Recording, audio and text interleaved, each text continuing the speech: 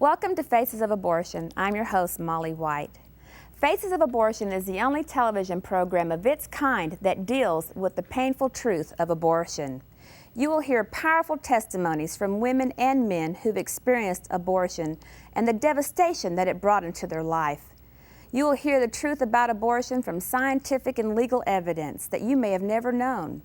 You will also be given practical steps that you can take to help end abortion in America. And if you're hurting from abortion, we want you to know that Jesus saves and He forgives and He heals. We also have a 1-800 helpline number that you can call and talk to a caring person on the other end who will listen to you, pray for you, and help you find an abortion recovery group in your area to help you heal from abortion. So it just overwhelmed me. And I thought the only way to escape the pain was to take my life. I had a fear that I wouldn't be able to have my own children. It brings heartache. It brings hurt. And I knew they were tearing my baby apart. I remember the cold feeling of the room. I remember laying there and I just said to myself that I will never forgive myself for what I'm doing.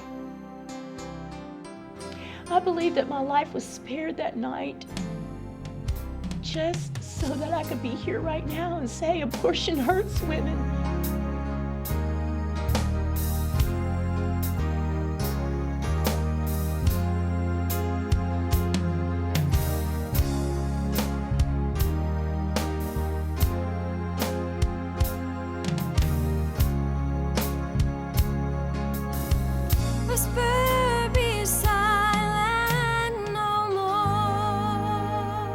Welcome to Faces of Abortion. I'm your host, Molly White, and I'd like to introduce my co-host, Clayton Trotter, the General Counsel of the Justice Foundation, and Alan Parker, the President of the Justice Foundation.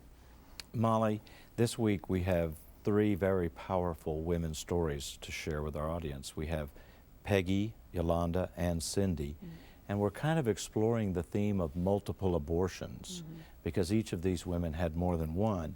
And sometimes people wonder, well, how could you have the first one?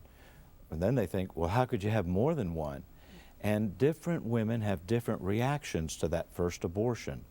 But these women are going to tell the truth about how that abortion began a downward spiral in their lives that led to multiple abortions. That's right, Alan, and we're going to listen to Yolanda's testimony in her own words, and you're going to hear the trauma that abortion brings into a woman's life.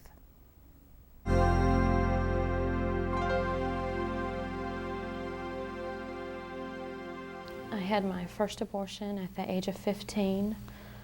When I went to the doctor, they first didn't know what was wrong with me, what was making me sick, and because I was not the type of person that would have gotten pregnant. It was their opinion. And then they finally did a pregnancy test, and I was pregnant. My parents were extremely disappointed. That was the only thing that I remember my dad say, was, "No, I'm disappointed." And you never want to disappoint your parents.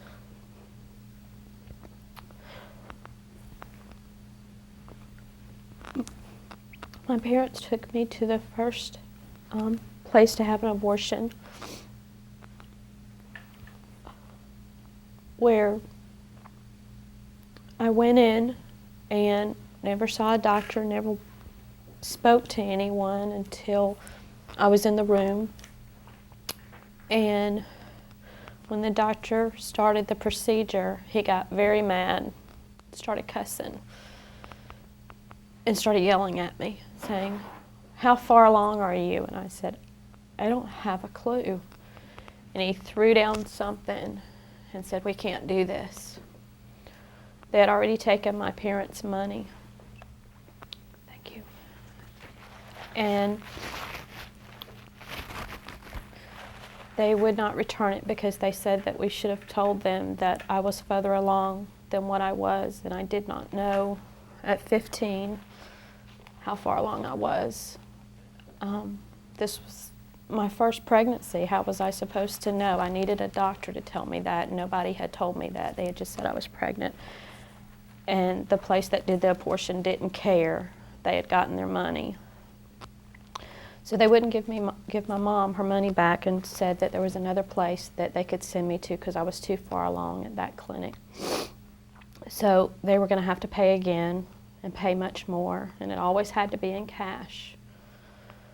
So we had to, it was not in the town that we lived in, so we had to go for the weekend. My family thought I was going to have some medical procedure, but it was all lies. And it was never to be spoke of again. And I remember going in, and it was a regular doctor's office that I went in, and I remember going back there and the excruciating pain that it was. And I remember the doctor saying, "Shut up, people's gonna think we're killing somebody back here." They were killing my baby. And I remember the nurse putting the pillow over my face because I was screaming because it hurt so bad. And I just remember them saying, "Shut up, shut up." And then I remember going to a room, and I remember the doctor putting his hand on my shoulder and saying, "That would have been a big boy." And I remember thinking, what have I done? Nobody said that I would never forget.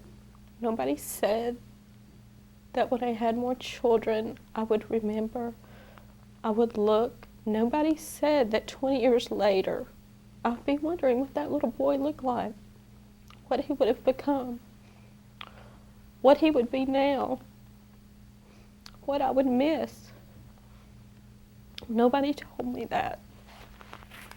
They just said that it's over with, but it wasn't. It was just the beginning. When I left there, I remember driving or riding and getting very sick on the way home, and my mother said, "You can't speak to anybody for 3 days until you're over this, and it is to never be spoke of in this house again. This is to be forgotten about." The only problem is nobody in that house forgot it.